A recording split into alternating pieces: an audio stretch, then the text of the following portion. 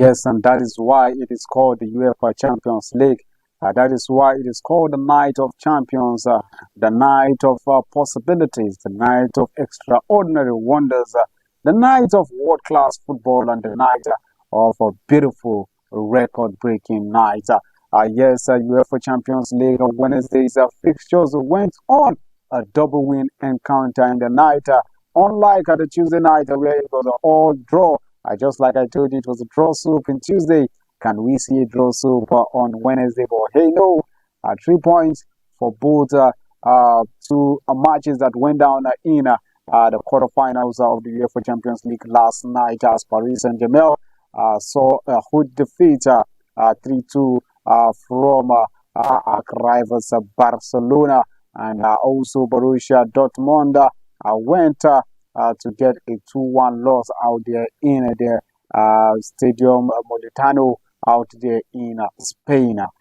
This is how it went down in the UEFA Champions League tonight. A whole lot is going to be going down again in the Europa League and the UEFA Conference League. Those big teams who are not in the Champions League will be slugging it out tonight. For example, we have Liverpool would be on shows tonight. Let's see how it's going to pan out.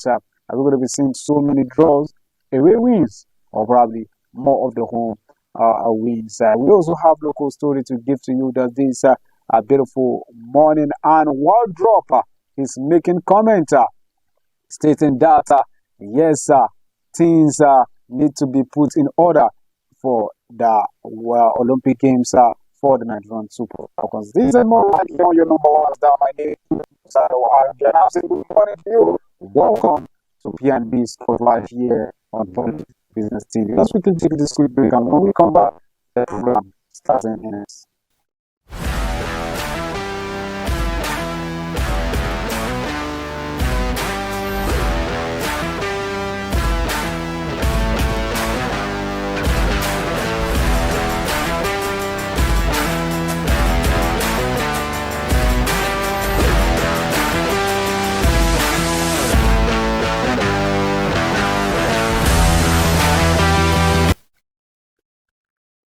All right, now welcome back. Don't forget that you can stream us live on YouTube and also Facebook. Right now, we start up with the following the qualification of Nigerian Super Falcons for the Paris 2024 Olympic Games. And now, Randy Wardrop, the head coach, has demanded that Nigeria Football Federation and the Minister of Sports John Erik make adequate information ahead of the event. Which is scheduled for this year. Wardrop urged the NFF and the Senator to ensure early campaign and early preparation for the Nigerian Super Falcons ahead of the Olympic Games. Now, the coach also requested that a pre-training campaign should be held in Europe to enable the ladies be familiarized with the French countries' weather. Wardrop also requested that post-match shortly after the Super Falcons qualified for the Paris 2024 Olympics on a Tuesday. Now, the Super Falcons booked their ticket to the Olympics after the 10th goalless draw against South Africa's Bayana in Pretoria. Now, the team had on Friday in the first leg picked their South African counterparts go to nothing, which secured their qualification for the Olympics 16 years after. Wardrop also continued to plead to the minister and also the federation to prepare properly to at least make a point out of the European, if not winning the gold medal. Now let's go straight to World Football Governing Body, FIFA, where it has congratulated Nigerian Super Falcons for qualifying for the Paris 2024 Olympic Games scheduled for later this month in Paris. The Falcons held South Africa Bayana to a goalless draw in Pretoria to secure the ticket. Now, Randy Wardrop and his players went to a 1-0 win from the first leg thanks to Rashida Dajibade striker from the penalty spot. Reacting to the team's qualification, FIFA wrote on their official Twitter handle saying congratulations Nigeria women.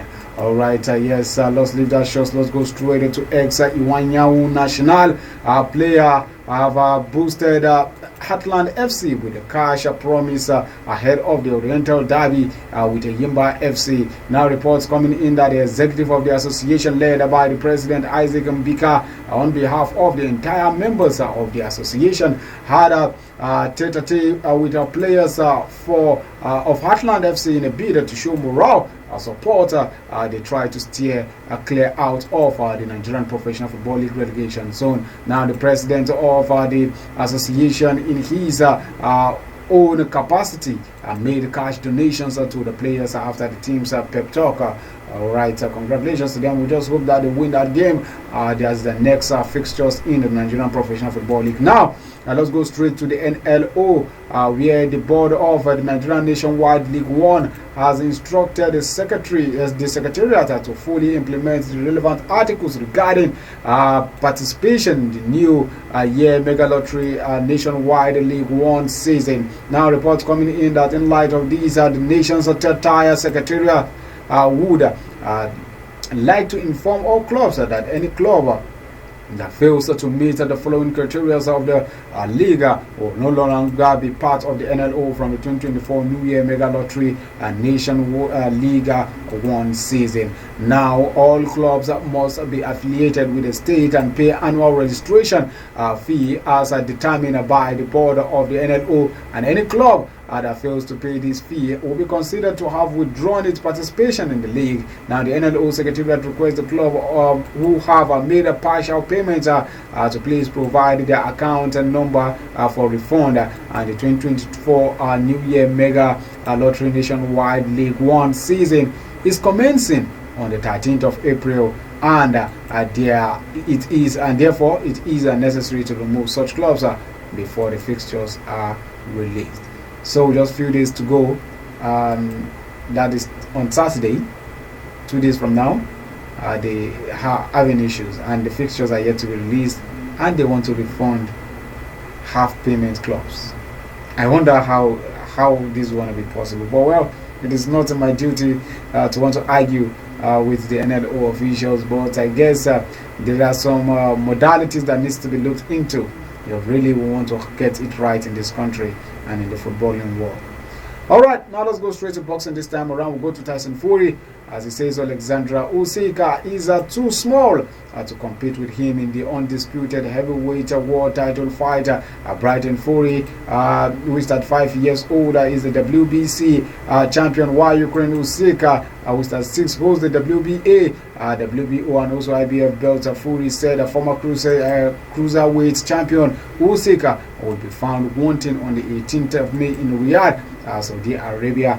You can beat the average big ones, but you can't beat the elite big ones, according to what Tyson Fury is making a statement there. He says Usyk beats Brighton Anthony Joshua to become unified heavyweight champions in 2021, and the most recent undisputed heavyweight champion was Britain's Lennox Lewis in 1999. And Fury versus Usyk will be the first time in the 4-belt era that every title is on the line.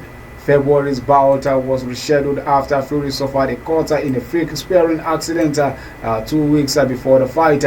Fury described himself as an encyclopedia in boxing. Okay, let's see how that pans out for you when you meet Usyk in that encounter. All right, let's quickly go for a quick break, and when we come back, we'll be looking at the rumors and also happenings in the transfer in the European scene. Don't go nowhere. This is P&B Sports. We'll be right back.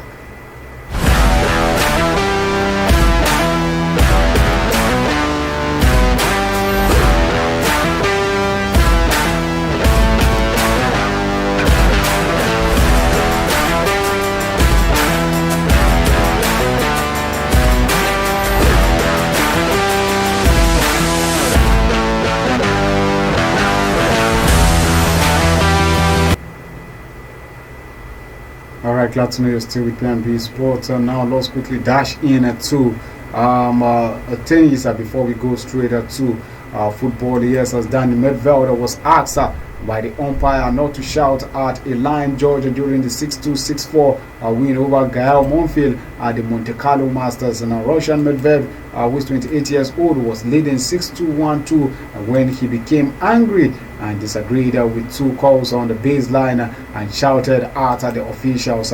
Now, umpire Mohamed Liani twice came on the court to check calls and calm him down. Daniel, please do not shout at him. According to Liani there, making statement, he says he can make mistakes as well, despite being 40 to 15 up in the incidents packed a game at the world number 4 lost his server and then went 4-1 down before winning 5 games in a row to seal victory against Frenchman. The disagreement began after a shot made by Monfils, which Medvedev returned with a forehand winner, so was called out. And Liani came down to check the caller, but it said it was in and awarded the point to Monfils. Medvedev was clearly frustrated, particularly as Hawkeyes showed the shot was out, but continued to play.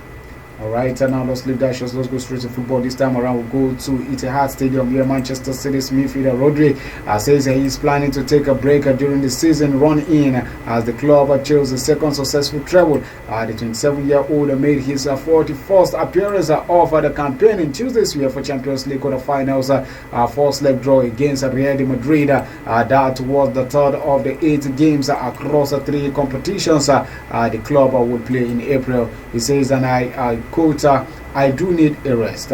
He said the Spain international, let's see how we speak, how we leave the situation. Sometimes it is what it is. I need to adjust, I need to rest. It is something we are planning. Yes, the 3-3 draw at the Santiago Bernabeu made it 429 days and 66 games since Rodri lost a game playing for City in any competition. And the former Atletico Madrid midfielder has played 3,497 minutes this season, the 23rd most of any player from Europe, the top 5 leagues in England, Spain, Germany, Italy and France. But only 3 players have made more starts, and 2 of those are goalkeepers.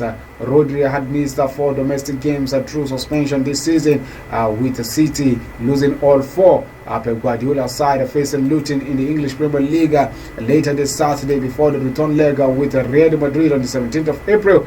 They then face Chelsea in an FA Cup semi-finals and have a Premier League trip to Brighton and Nottingham Forest before the end of the month of April. So it's going to be a tight encounter, and we just hope, or probably they will hope, not to lose points in these games, most especially in the EPL. Alright, let's go straight to Spain again this time around. Atletico Madrid, the neighbors of Real Madrid, held off a late Borussia Dortmund fight back to hold a slender advantage after their first leg over the UEFA Champions League quarter-final games. Now, Diego Simeone's side made a blistering start at the Estadio Metropolitano, and Rodri de Paulo got the first goal in front and got them in front in the 4th minute after intercepting Lan Matissen's loser pass as Dortmund tried to play with their way out on an aggressive Atletico pressure. The visitors looked advanced and also extremely nervy early on, just when it appeared that they had settled into the game. Another defensive mix-up allowed wing-back Samuel Lino to collect Antonio Griezmann's scoop pass and calmly slot home. Dortmund improved the later first half and again before the break. After the break, it took a fantastic save from Gregor Kobel to deny Lilo a second from point-blank range as he coasted in at the back post. Having so nearly been out of a tie, Borussia Dortmund were right back in it soon after when the substitute Sebastian Haller, the African champion, swiveled to crash the ball into the near post. That goal sparked the thrilling conclusion to the match with Mats Hummels on his 500th Borussia Dortmund appearance and turning for his own error to get back and affect Angel Correa's shot with Atletico forward through on goal. Moment later, 19-year-old winger Jamie Bonin Gittins came within inches of bringing Borussia Dortmund level in the game. Alright, so now let's leave that shot. Let's go straight to Paris Saint-Germain in France, where so much happened as the first leg of the UEFA Champions League quarterfinals have delivered, and none more so than Barcelona's trip to France, as the 5-time winners came from behind to end a 3-2 victory over next Tuesday's second leg. Former Leeds winger Raphinha shone in Paris as Kylian Mbappe failed to impress. There were also some record-breaking teenagers in Barcelona's side who shuffled brilliant resolve in the face of a coastal Parisian crowd when they were trailing. Now, Brazil winger Raphinha had never scored in the UEFA Champions League before Wednesday's tie in Paris, but you wouldn't have known it with the quality of his finishes. For his opener, he capitalized on a mistake from Gianluigi Donnarumma to sweep home a loose ball. His second, which put Barcelona back level, showed superb skills as he watched Pedri's clipped pass come over his shoulders before he volleyed home with the outside of his left foot. And the 27-year-old was a danger throughout and had most six shots on target and 4 on the touches in the opposition's 6-box yard. For Barcelona on the opposite side, it was Mbappe, a World Cup winner, a runners-up with France, who was the third in the last year's Ballon d'Or. The Champions League is one trophy that has so far deserted. The 25-year-old, though this season represents his final chances to win the trophy with Paris Saint-Germain too. With the forward set to leave and join the Real Madrid on the free transfer this summer, his cut back from the byline enabled PSG to equalize after a poor clearance, but he was on the whole well handled by the Barcelona defense. He was restricted to just 3 shots, and none of which were actually on target, and had a fewest touches of any outfield Paris Saint-Germain player to play in the full game. 44 out of all. Alright, and now let's quickly leave that shot. Let's go straight to Arsenal and Chelsea in the transfer scene. They are closing, monitoring Brentford and England striker Ivan Toney, who is 28 years old, who could actually cost up to 40 million euros, 40 million pounds this summer. Now, Sweden striker Viktor Gyokeres, agent says it will be harder for the 25-year-old to stay in Sporting Lisbon if manager Ruben Amorim was to be linked with Liverpool leaves the club. And now Lille manager Paulo Fonseca heads West Ham's shortlist if the Hammers part ways with David Moyes in the summer. Now, former Chelsea and Brighton boss Graham Potter is in line to take over in Manchester United manager Erik, who is reportedly expected to be sacked at the end of this summer following a meeting with the club's minority stakeholder Sir Jim Ratcliffe. Now, Chelsea are targeting Napoli and Nigerian striker Victor Osimhen this summer, but the club will focus on on selling players in order to raise funds to sign the Nigerian star. Now, Chelsea boss Mauricio Pochettino and his coaching staffs have been unimpressed by 23-year-old forward Mikhailo Mudryk progress this season, and the Blues will be in the market for a new winger this summer. Now, Bayern Leverkusen have joined Liverpool and Tottenham Hotspur in the race to sign Leeds United's Dutch winger Crescencio Somerville.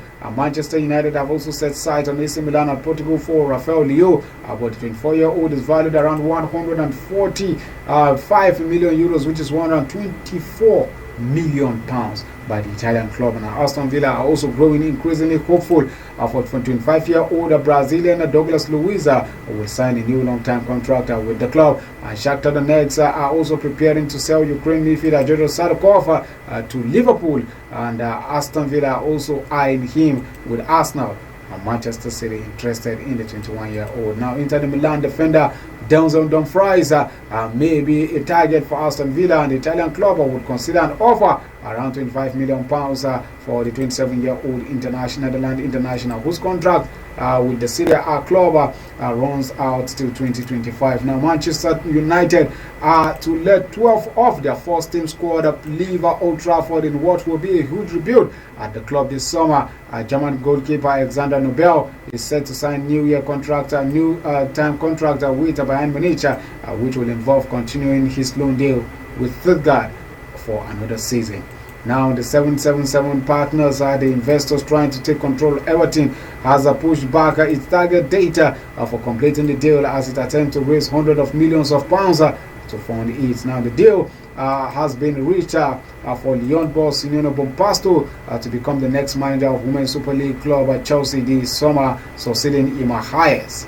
These are the transfers in. Now, let's quickly go straight to giving you results of matches that went down in the UEFA Champions League. Also, fixtures of matches will be coming down later tonight in the Europa and also the UEFA Conference League. We start up with Atletico Madrid game as they won 2-1 against Borussia Dortmund in the Champions League, with PSG losing at home to Barcelona 3-2. Now, in the Thursday games later tonight, 8 p.m. AC Milan will take on AS Roma in the UEFA Europa League. Benfica will host Marseille, same time 8 p.m. Bayern Leverkusen will take on West Ham United, same time 8 p.m.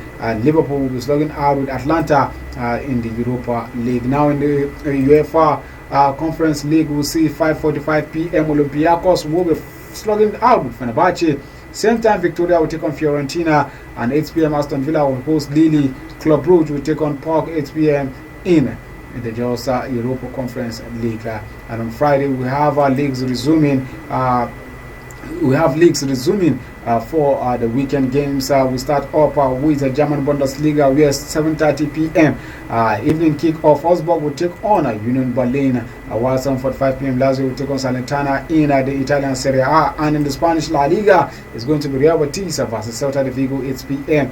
And in the French League, Metz will slug it out against Lens by 8 p.m. also. Well, this has been a very great moment with you guys here. Do join us tomorrow, Friday, for the Friday's edition. My name has been Rudon Musago RMG, and I'm saying do have a pleasant week and stay out of trouble. Bye for now.